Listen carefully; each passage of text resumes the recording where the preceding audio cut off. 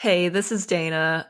I wanted to give you a heads up before this episode starts that the sound quality may be a little different from the sound quality of the other episodes. What had happened was I did not check the sound settings before I recorded, and I had the webcam microphone selected as the microphone and not my actual microphone that I usually use. And I got really upset afterwards. I spent all this time, it's an hour-long podcast, and I spent all this time recording, and I got really into it, and it was really fun too. I really enjoyed it. So I struggled a bit. Should I re-record, have the sound quality better, or should I try to fix it? And I tried to fix it the best I could. And it's not terrible. You can hear it. You just might have to put it up a bit. It's a little different sounding than the others. But in the spirit of letting go of perfection, which I usually talk about in the episodes, and embracing mistakes and learning from them and not beating yourself up for them, I'm going to embrace this mistake. I'm not going to cover it up. It is what it is. It is how it recorded. I apologize for how it recorded, but it is how it recorded. And I'm going to release it, perfect or not. And it's certainly not perfect, but I'm going to release it here and practice what I preach. If the sound quality is terrible, let me know. But otherwise, thanks for listening and enjoy the show. Welcome to the place where we learn about improv, 'cause public speaking can take you so far. Improvly speaking, say yes and flex your creative thinking. Improvly speaking, say yes and flex your creative thinking. Woohoo! Thanks everyone for joining today for another episode of the Improvly Speaking podcast. Thanks for stopping in and listening to another episode. If you've been listening, thanks again for joining. And if you're new, thanks for stopping by and checking it out. I hope you like it. I hope you learn a little bit and get inspired. And I hope you'll check out more episodes too.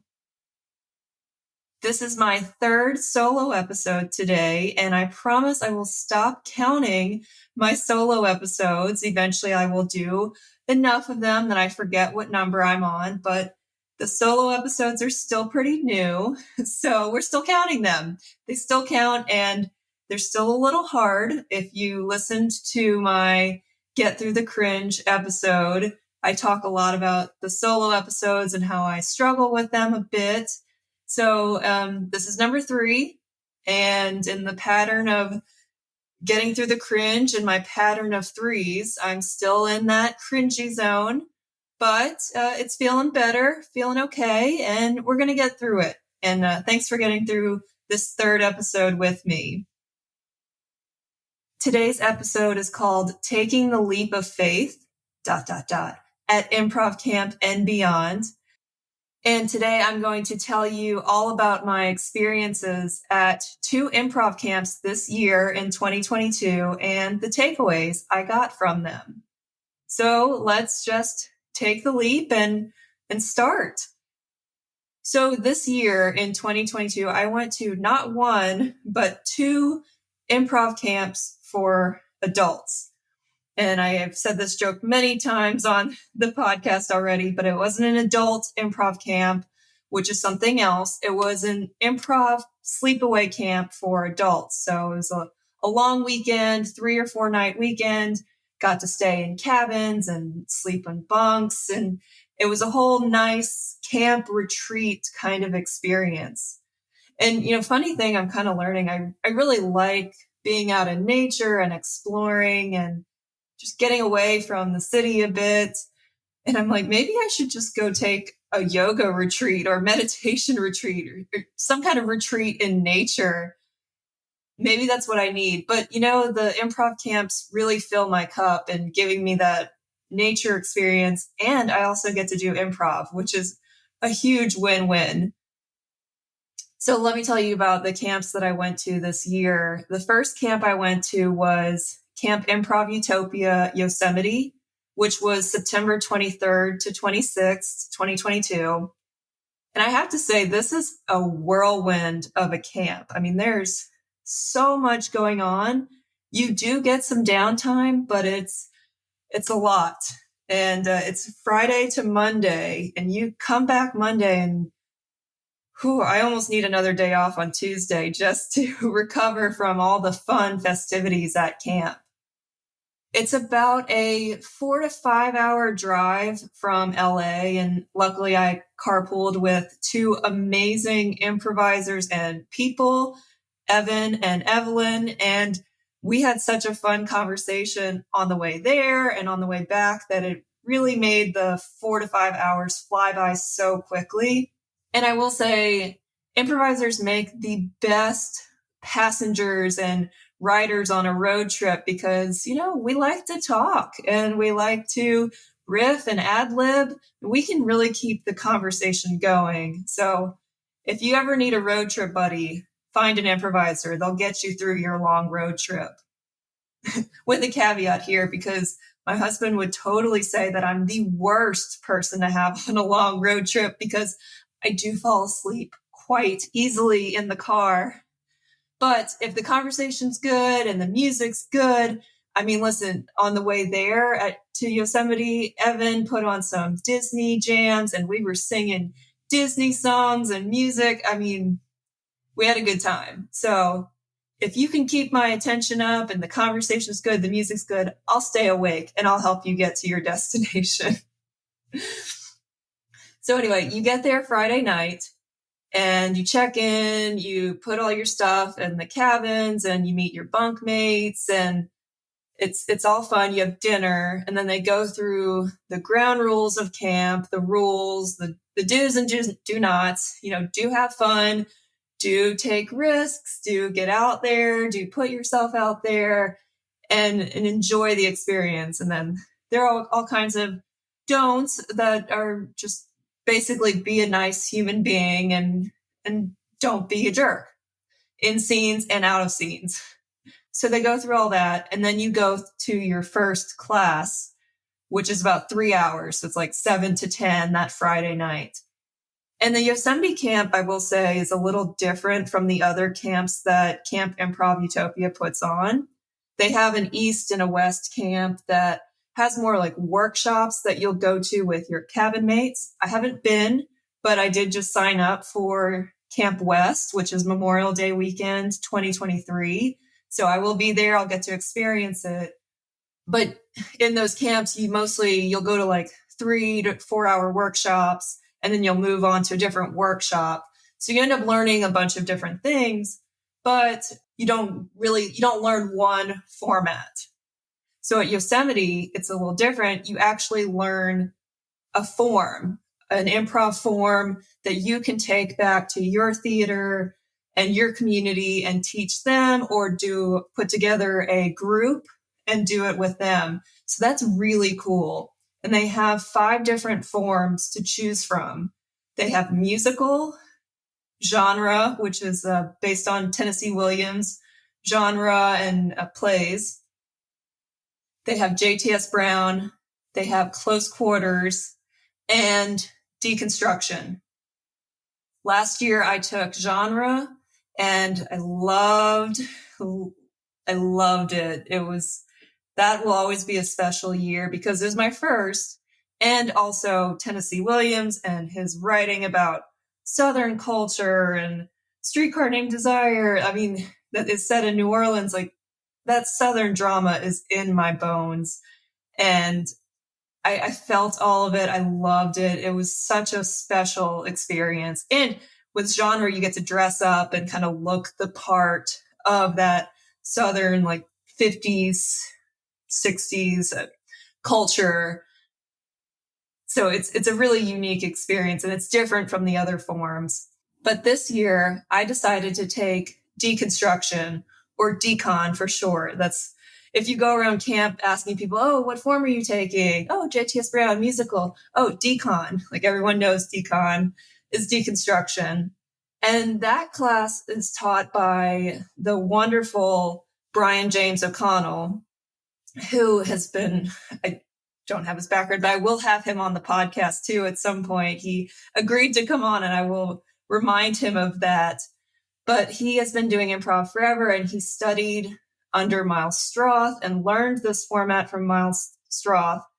And he kind of took it and he loved it. I mean, it just really resonated with him, and he loves teaching it. And you can tell just from taking the class with him, like, he's so passionate about this form. It's not just teaching a form to teach a form so that way we can perform it a few days later for everyone to see and check the box that we did a form. He really wants us to love it too. And it's not even so much about doing it right. It's like feeling it, like feeling the power of it. And I know that sounds really deep and kind of silly if you're like, it's just an improv form.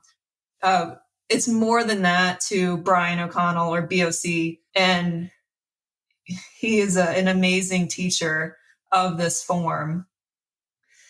A little bit about deconstruction. I won't go into the format of deconstruction, but just know that there's a lot of things that have to happen in it. So you'll ask for a line of poetry or a song lyric. In improv, you'll usually see the teams ask for a suggestion, like a 1-word or 2-word suggestion to get them going. For this one, it works better if it's a line of poetry or a song lyric. And then there's a 5 to 7 minute core scene, like really grounded core scene. It actually might be really serious. It's probably not going to be funny. It's related to real life, and it might tug at the heartstrings a bit because it is so grounded and serious. And then after those 5 to 7 minutes of that grounded scene, it'll go into 2.5 minute thematic beats where it's like very dramatic. There might not be any words. It might be like more movement or emotional, or it might even be like an animal. You might see the improvisers all get together and become one animal to represent one of the characters from the grounded scene. And then you go back for 2 minutes to the core scene, again, the grounded scene, have some more kind of really seriousness, groundedness. It kind of keeps going either like in the future, 2 seconds, 2 hours, 2 days, 2 weeks, months, years in the future. And then after that, there's some commentary scenes, about 5 short commentary scenes that are game-based and kind of hit on some of the themes and topics that were discussed in the grounded scene, but they kind of put it in a funny spin to it. And then you'll go back to the grounded scene really, really quick, like 30 to 45 seconds. And then the coolest thing, I think, of the deconstruction is the run, which is about 5 to 7 minutes of just rapid succession of scenes. Like you might have a little longer scene, and then they keep getting shorter and shorter and shorter to where it's like just pure chaos on stage. I mean, people are like running and saying stuff, and then it's quick. And you're like, as an audience member, you are like, what is going on? What am I watching here? I am so confused. Like, this is craziness. And then after about 5 to 7 minutes, it all just like comes to an end at like the biggest moment it can. And you end with about 30 to 45 seconds of the grounded scene where it ends in the future, kind of resolves at whatever they were trying to focus on. So I said I wasn't going to go through it, and I totally just did. So I hope I haven't lost you there. Basically, what you need to know is it's a lot. It's a lot to keep up with time-wise. And it's not to say you have to be right on time, but those are kind of your cues of the time for each scene and each different kind of beat in the scene. So there's a lot to keep up with. There's a lot going on. And for us in this camp, there are 20 people. So there's 20 of us trying to figure out how to make this form with all these different steps and beats and times work. So all to say, I was very intimidated. I was very scared to take this. I knew what I was getting into in terms of what the format structure kind of looked like. And I was nervous that I just wouldn't understand. It would go way over my head. I think BOC or someone likes to say if the Herald is algebra, then decon is like calculus. And I sucked at calculus. I sucked at algebra too, but I really sucked at calculus in school. So I was like, oh my God, how am I going to get through this? And the truth is, you get through it one step at a time. We took our first class Friday night, 3-hour class, kind of just started working on the grounded scenes. Saturday, this is where the whirlwind of camp comes in. Saturday, we take a trip to Yosemite. The camp is like right outside of Yosemite in Oakhurst, California. And we take a trip. It takes about an hour-ish or more on a bus to get to Yosemite National Park. And then we have about 4 to 5 hours to explore, do whatever we want. You can't do Half Dome because that's not enough time, but you can go on hikes, you can explore, you can take the little tours that they have. You can, I think some people chose to have drinks at the nice bar at the nice hotel there. Yes, there's a nice hotel at Yosemite National Park. So you can kind of do whatever you want, but it's a really early morning. Like we have to be on the bus at like 7:30 or 8 o'clock. And then you're there for 4 to 5 hours and it's another hour ride home and it's a whole day. And you get back at like 4 or 5, shower, eat dinner. And then it's like, oh yeah, we got to take another 3-hour improv class. And even for the improv nerds out there, doing that long of a day, it can be tough to want to go to a 3-hour class after all that. But then you go and you're re-energized and it's a lot of fun. And then Sunday comes and we eat breakfast. We do a 3-hour class in the morning, take a group picture. We get a 3-hour break to kind of chill out, explore camp, do whatever we want. There's a big swing that you can do. It's super cool and kind of scary, but mostly super cool. I did it. It was really fun. And then you go back for your last 3-hour class where you really just put it all together, prep for the show that evening. You do a rehearsal. You might do 2 or 3 rehearsal runs, and then that's it. It's showtime. And it's a 2 to 3 hour showcase of shows. There's probably, I think, 8 or 9 shows and groups that go and show what they learned in the short but long weekend. And it's just so much fun. It's full of laughs. It's full of love. It's such a supportive audience, but also it's really funny. Like, I'm not just sugarcoating it. I mean, it's really funny work, and there's just so much laughter. It's such a high, and it's really just so supportive to be in. And, I'll just say our decon show went wonderfully. We did hit all the beats, all the steps, and we did it really well. There were some really special moments in there. I think everyone contributed, 20 people. You're like, oh my God, how are you all going to get in there? Like, not that that's the focus, but you want some stage time as an improviser, you're practicing your presence on stage. You want some stage time. And it's, we all got in there, we all contributed, and we all had very special contributions to this show.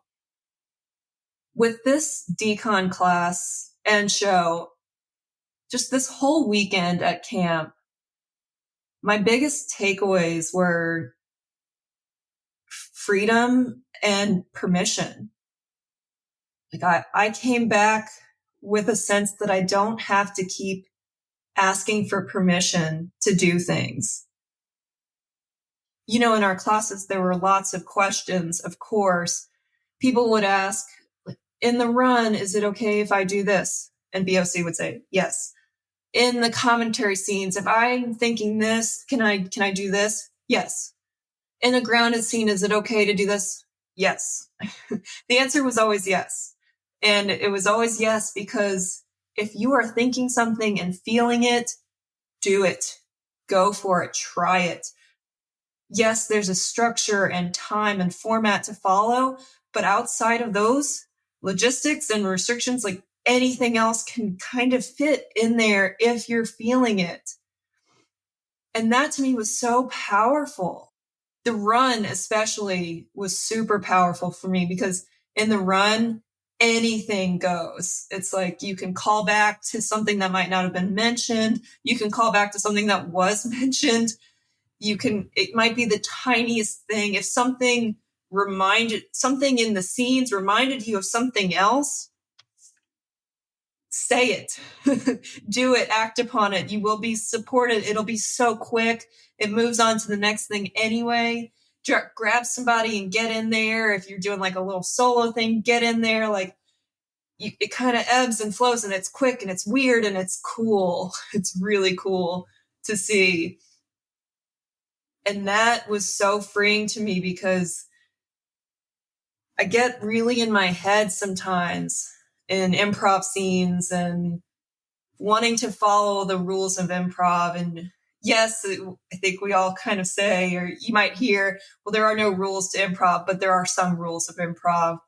Yes, and making your scene partner look good. Like there are rules of improv, but I want to do a good job. It's the perfectionist in me. I want it to be good. I want it to be entertaining. I don't want to waste people's time. I mean, there's so much pressure that I've put upon myself to quote unquote do a good job. Being in that show and those classes were just so freeing. You know, at one point in the show, I went outside. A few of us went outside, like in the back of the room, and like the doors were open, and we went outside, and we had like glow sticks and flashlights, and we would walk around and say things. Like it wasn't confined to just the stage either, which was so freeing to me. We had access to the whole room. That's what BOC said. Like, you have access to the whole room. Don't worry about just staying on the stage. Like, move around, generate some movement. And another cool thing he said was, if you get the audience to go, "Aw," or "Oh," you've won. Because usually in improv, the goal is to elicit laughter, which we got plenty of laughs in our scenes.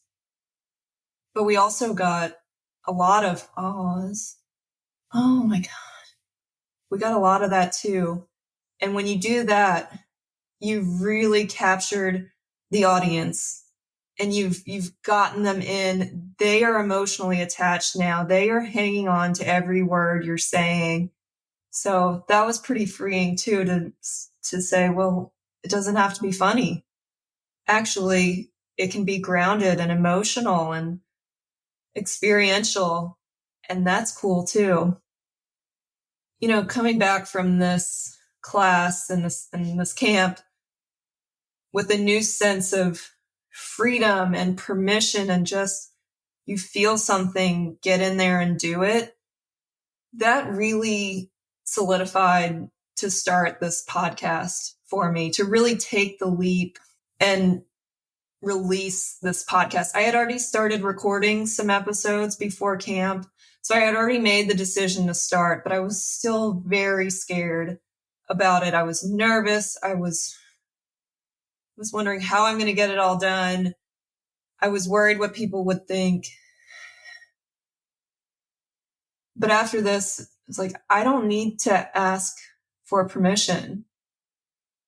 I was worried that people would think, she's a new improviser. She's only been taking improv for 3 years and half of it's been online. Like, what does she know about improv to do a podcast about improv? And after this camp, it was like, well, I don't need your permission. I don't need anyone's permission to do this podcast except my own. I have the freedom. Luckily, we live in a free country. I have the freedom to do this podcast and to figure out how to make it work and start and get up and running. But I have the freedom to do it. And the only one holding me back from starting it and releasing it is me. That was huge. That was so powerful that I could take away all of that from a weekend in the mountains of Yosemite and learned so much more than just a form of improv that hopefully I will perform again on stage, but I got so much more out of this. And I told BOC, I think it was so funny, after camp, we had a whole email thread of people saying all the takeaways and lessons learned from this weekend, and people were sharing. We were on such a high after camp. It was so special. It was so special. You know, I remember watching this form last year at camp and being so intimidated by it. Just like, what is this? What am I watching? What's going on? I will never be able to understand this form. But I did. And I do. And it's way more than just the form, the timing and the different beats and transitions. There's so much more to it. And I think once you understand that, you can really appreciate this form and why people still do it. So I want to thank BOC for teaching us this amazing form and giving me this experience of freedom and a lesson learned that I don't need permission. Thank you. Thank you. Thank you. From the bottom of my heart, thank you. I will tell you that when you're on the podcast, but thank you. I truly appreciate it. And I thank you to all of the Camp Improv Utopia staff, Nick Armstrong, who's been on the podcast, and Jackie Arend for managing everything, Jacqueline Cherry for being the camp operations manager that weekend, and all the other instructors who are involved. I mean, it's such a special experience, and I'm so glad I was a part of it. Thank you. And if you want to be a part of it, this isn't, they're not paying me to advertise or anything, but if this sounds like something that would interest you, go check out the Camp Improv Utopia website. I'll put it in the show notes. It's so cool. It's such a cool organization, and it means a lot to a lot of people, including myself. So please go check it out. It's really neat. Now, moving on to the second improv camp that I went to this year. This camp was put on by Improv for the People, or they go by IFTP, and they're located in LA, West LA area. They offer classes, shows, workshops. I did my sketch class and show through them in July this year. I've taken classes with them. At one point, they were the only organization I could find that was offering in-person classes. During COVID, after things kind of opened up again, we had to wear our masks for a while doing the classes, and they're really fun. They're so full of energy. It's more short form exercises, but they do some long form as well. And they're a blast. Everyone's so nice in that organization. And I was really excited about this camp as well. Now, this camp was October 7th to 9th. So I went from Camp Yosemite, then had a weekend break, and then went back to another improv camp. So I was doing all the camp stuff at that point. But I was looking forward to it.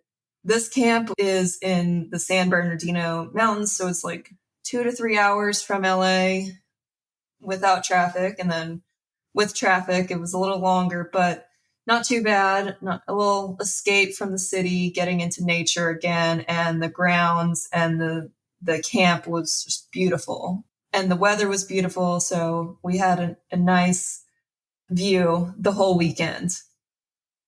This camp was a little different. We basically did little mini workshops, 2 to 3 hour workshops throughout the weekend, focusing on different skills and aspects of improv. It was kind of whatever the instructors wanted to focus on, they did. We did some peas in the pod exercises and how to sustain scenes and keep them going, how to have an emotional response. We even worked on one workshop worked on gibberish, which is a kind of a short form game where it's gibberish translation, and someone is speaking gibberish, like a kind of a presentation style speaking gibberish, and then the other person is translating in English what they're saying.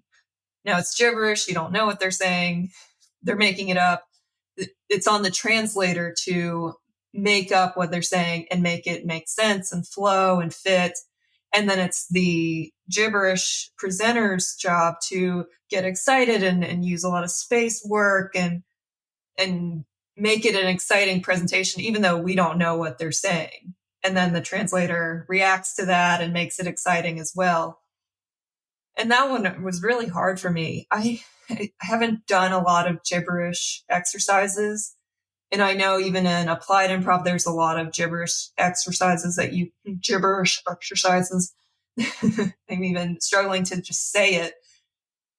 There's a lot of gibberish exercises that you can do to teach people about communication and body language and how to say things versus just what to say. But I struggled. My gibberish was just, it all sounded the same. I can't remember what I was doing, but it was like, it all like started with the same letter and like ended with the same sound too. So the instructor, Matt Moore, and founder of IFTP and the camp leader was like, hey, just try some different sounds. Like just start with different sounds. And then it sounds more like gibberish instead of just like the same letter starting. So that was hard for me. I struggled through that one, which of course I didn't like. I didn't like that I struggled. Everyone else was doing fine with it. Of course, I was struggling with it. So didn't like that one, but there were some good lessons learned in that workshop and all the workshops too. But on Saturday, here's the point of this whole podcast episode and where I got the idea for this title. On Saturday, we took a little break from improv. We got like a 3 to 4 hour break. You could hang out in the camp, walk around. And then we also had the opportunity to do the ropes course. So for anyone who did camp as a kid, you probably did these kind of ropes courses. It's where you're hooked in, and then there's a person on the other end that's belaying you and you climb up. And there's different things you have to do. You can like walk across. For us, there were logs, like little logs that kind of moved and swayed, and you had to step on them to get across to the other side. Sometimes there might be like a swing that you can do to get to the other side. But you're all attached in. It's all safe, but it's high up there. It's actually really scary. It was scarier than I thought it would be. It was more challenging than I thought it would be. And I'm not afraid of heights.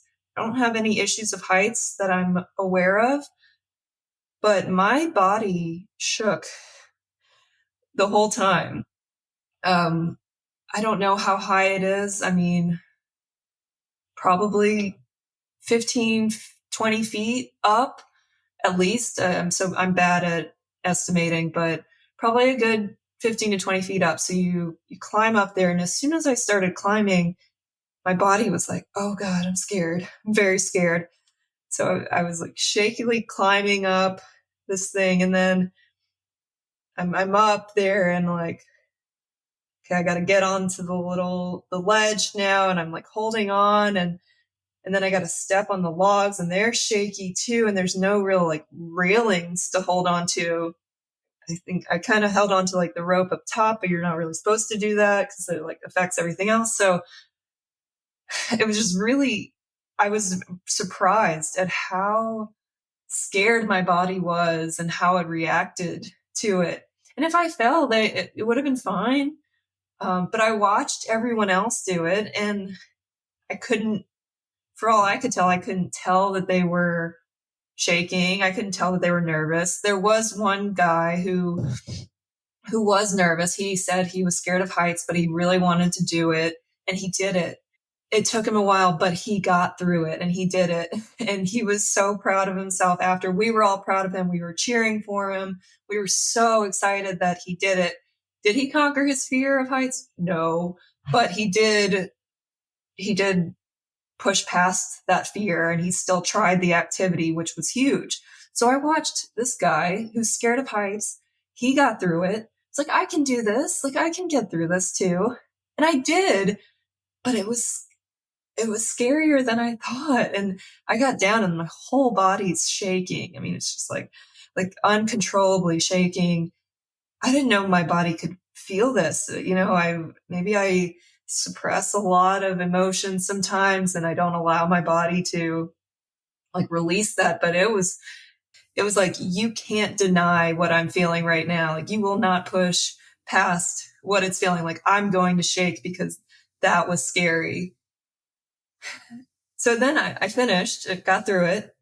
I don't have any pictures of that, but I promise I did. And I thought I was done. I was like, whew, all right, did it. Good, check. Feel good about that. And then they said, we're going to move on to the leap of faith. And I was like, oh no, what, another one? What? I feel good about myself. Why do I have to do another one? And so this one was, you climb up to about the same height again. And then there's a little platform you stand on, and then you just jump.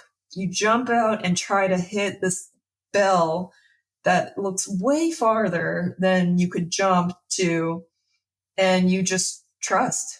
You trust that you're going to jump and hit it and that you are not going to fall to the ground to your death, basically. And you sign a waiver. So if you do, well, you sign the waiver, but it's trust. I mean, there's someone belaying you on the other side. There's someone, there are actually two people. So one person is hooked on with the rope system. So their weight is holding you. So you're not just going to fall. Gravity's not going to take you to the ground.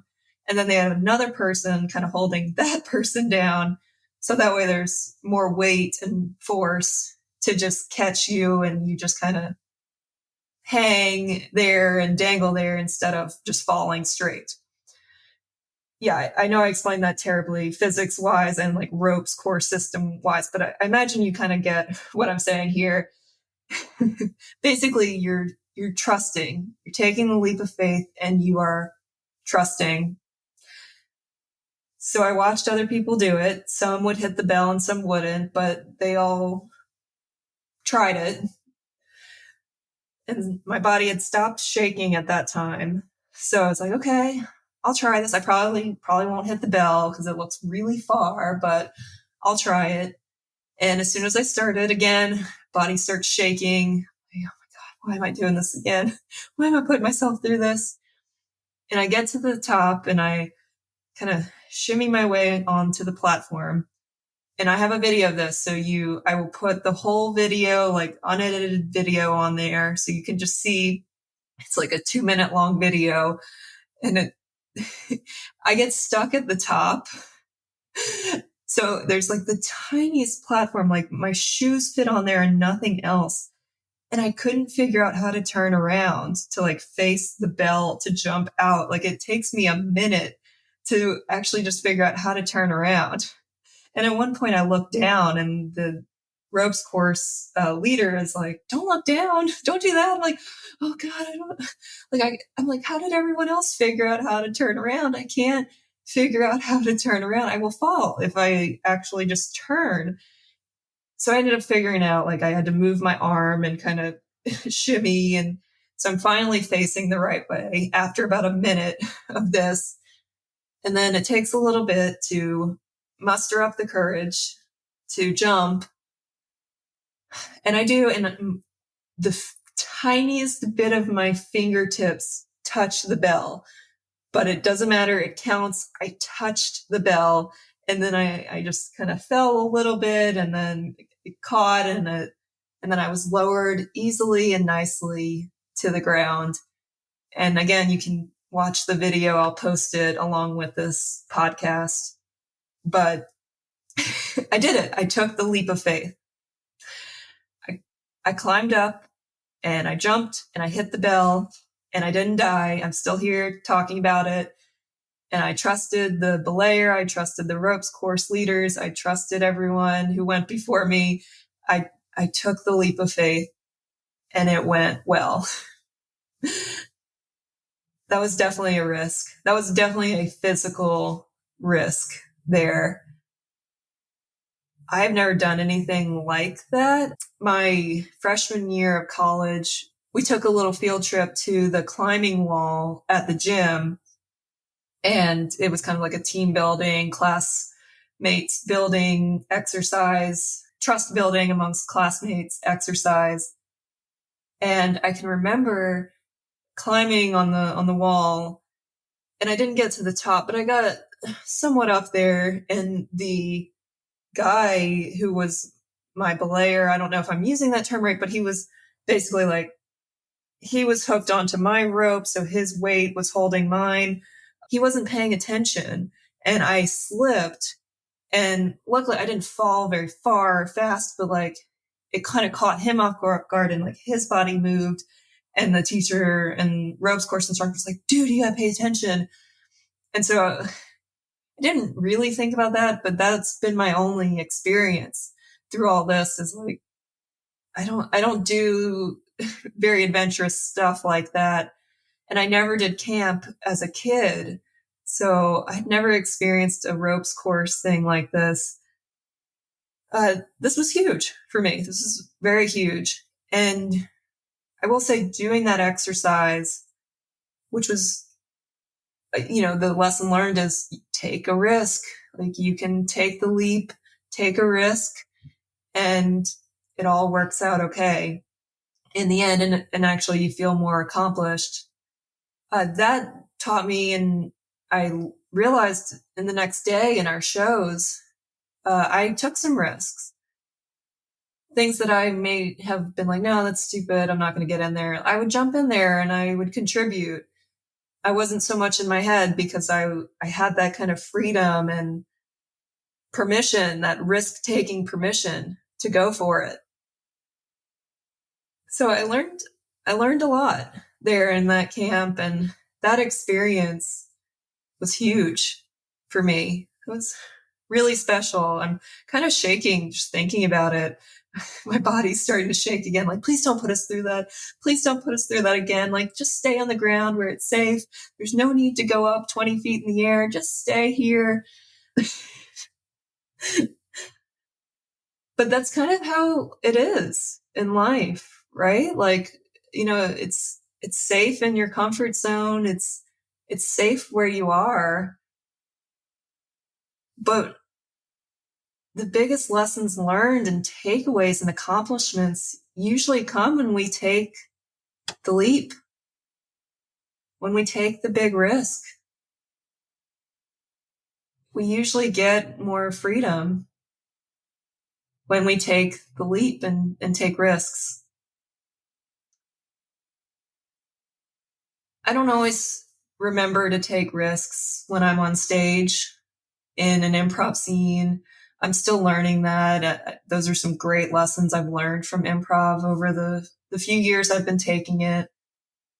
But it definitely has taught me to take more risks. And, I can just think in this year, I have taken some big leaps and some big risks. I made my speaking business official by starting my LLC in July this year, which is a huge jump. It's a huge leap. It's a huge risk. I mean, I'm making it official to the government and to the IRS. And now I've got to do a lot more business accounting, and there's so many rules to learn, and it's a lot. And I made it official, and I said, I'm not just doing this as like a little side thing. This is my business now. I am making it official. And it's really scary, but it also feels right. It's a decision that really didn't take me that long to make. I mean, it's been a journey to get here. I didn't just say like, I want to start this and start the business right away. I've been doing these presentations for about a year, a little over a year now before I started the business. But once I decided to start the business and the paperwork was signed, I wasn't immediately like, oh God, what have I done? I was like, this feels good. This feels right. And I don't usually feel like that. I usually kind of waffle and waver and take a 180 on my decision, but I didn't say that with this. I said, this feels right. Let's keep going. There's plenty of work to do. Let's keep going. I also started this podcast, which is a huge leap for me. Oh my God, a huge leap. And I had already been podcasting with my colleague and friend, Gabe Zickerman. We had another podcast, Speakers Alliance, the AHA Method, public speaking in a time of distraction. And it was fine. It was going great. We had good guests on there. But I kept feeling like I really want to talk to improvisers and people I know. I want to put my own spin on it. And I would talk to a few friends, and they knew the whole emotional scariness, uncertainty that I had about it.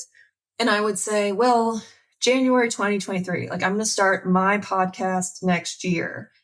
And I remember my friend Susan being like, why do you have to wait till next year? Why can't you start it now? And I said, well, I'm not ready. I don't know. I know what to do, but I don't have all the ideas lined up and everything organized. And she said, well, you keep talking about it, do it. And she was right. So I made the decision in July. There's lots of decisions in July. Wow. I made the decision in July to start this podcast, and I set the really lofty goal to release 10 episodes by the end of 2022. And depending when this comes out, I might actually reach the goal. Even if I don't, I've recorded more than 10 episodes now, and I will get really close to that goal. I'll end with either 8 to 10 episodes by the end of this year, maybe including the little bonus jingle. It counts. We'll count it. But I'll get really close to that goal. So I'm already marking it as accomplished because I've already put myself out there. I've done the hard work. This is a huge growth opportunity for me. I am growing and learning so much about myself doing this podcast. It's unreal. I didn't realize.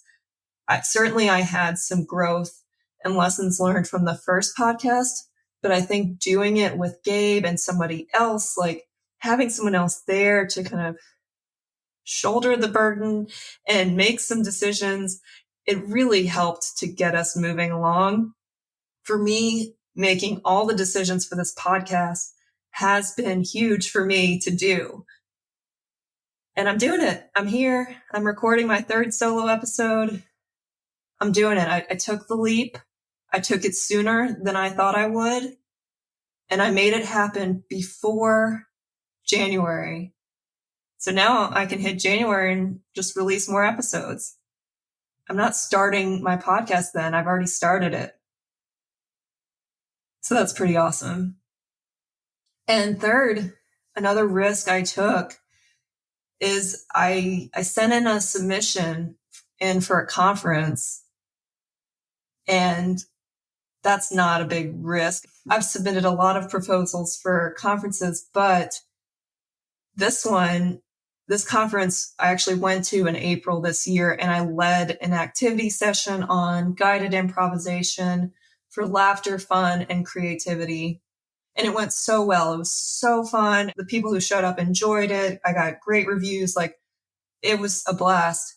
But it was an activity session. So it was a part of the conference, but it wasn't a main breakout session of the conference. Like, I didn't go over any research. It was just kind of a fun class. They offered other workout classes like yoga and Zumba and meditation. And mine was just something a little different of an improv focus workout, a mental workout. So this year I said, well, I want to submit for a breakout session. I want to show what the research says about applied improv, how it can relate to wellness and health promotion. And I submitted it with a colleague and friend, Jesse Greenfield. We put it all together, submitting for not only the breakout session, but also the activity session. And guess what? Both were accepted. So we will be going to the Art and Science of Health Promotion Conference in Colorado Springs in March 29th to 31st, 2023. And it is not a paid conference in the sense that we get an honorarium, but we will have our flight paid for, our hotel paid for, some per diems for food. So it's my first all expenses paid kind of conference. That's huge for me. Like, oh my God, what? I was so excited when I got that email in like August, September. It's like, oh my God, we got accepted. Like, yay, they see the value in improv and wellness and health promotion. It fits with the theme. And Jesse and I get to do it together, which is super cool because we have some great perspectives on it that we can share.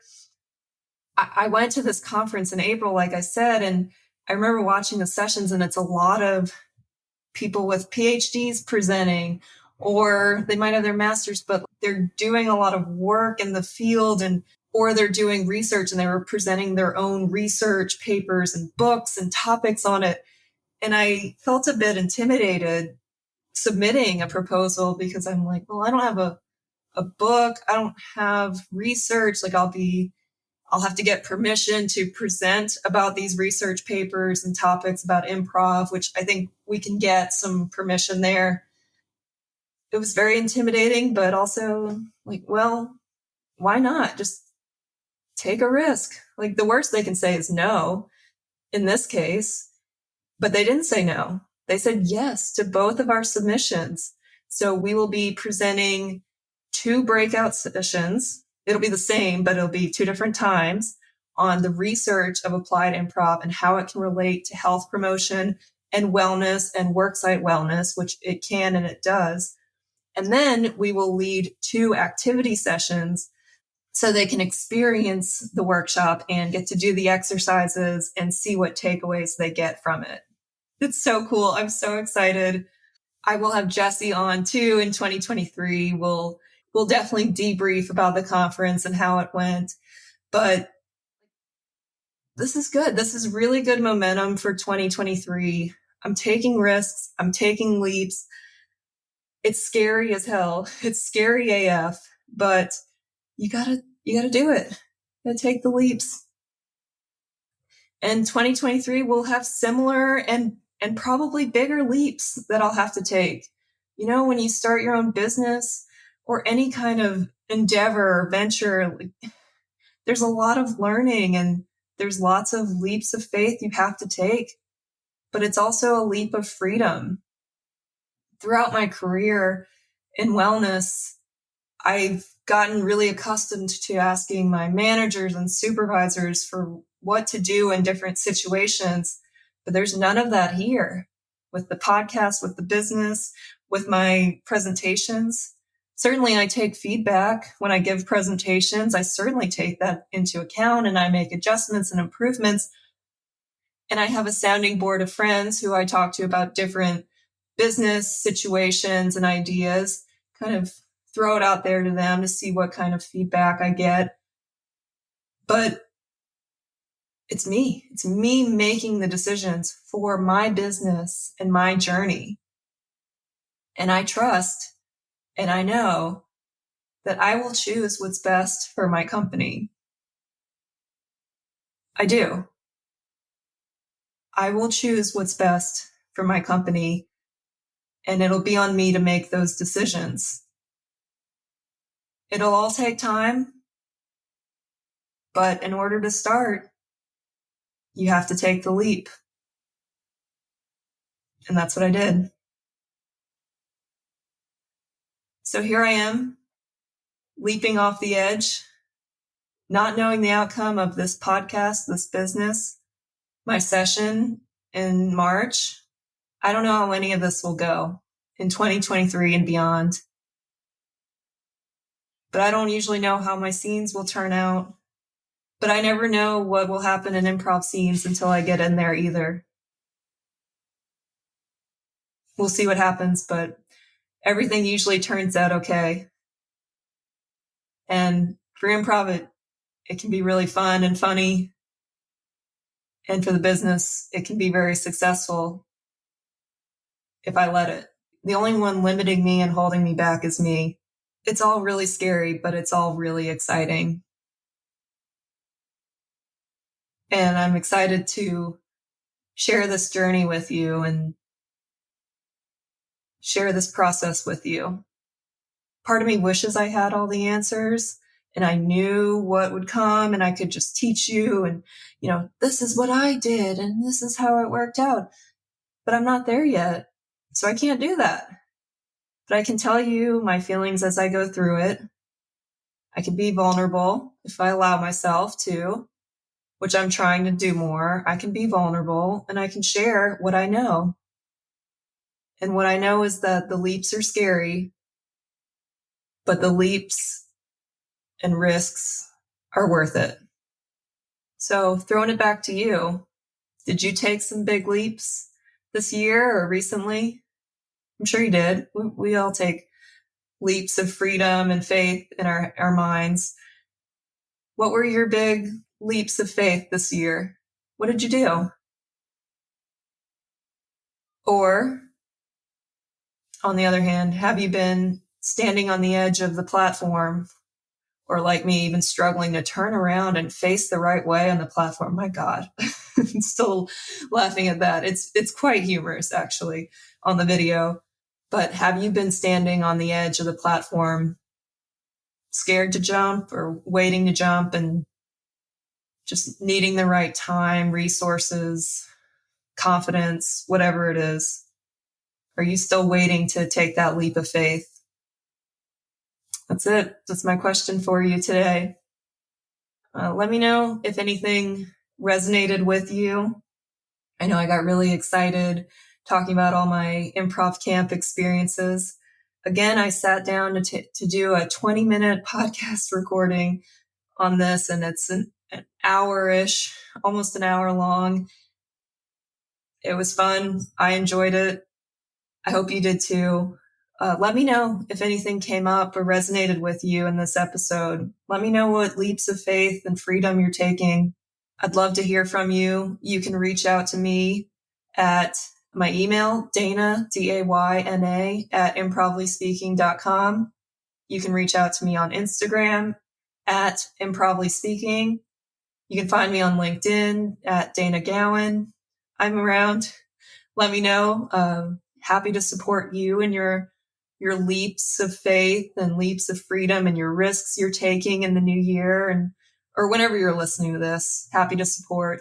So whatever it is you're thinking about, I know you've been thinking about it for a while. Take that leap, take that risk. It's usually worth it. And even if that risk fails, there's lots of lessons learned from it. So embrace the lessons learned, and then you can climb up and take another leap and another risk later on, but you'll have better knowledge and resources later. So it's all worth it. It is. This is my third solo episode down. And if you listen to the Get Through the Cringe episode I talk all about my pattern of getting through the cringe and how the number 3 shows up a lot in getting through the cringe. So this is the third one. We're getting through the cringe. You're getting through it with me. Thanks for being a part of this journey. I will say this one felt a little bit better. We're getting there. This one felt better. I hope it was good for you too. And we're getting there. We're taking the leap. We're taking the risk. We're getting there.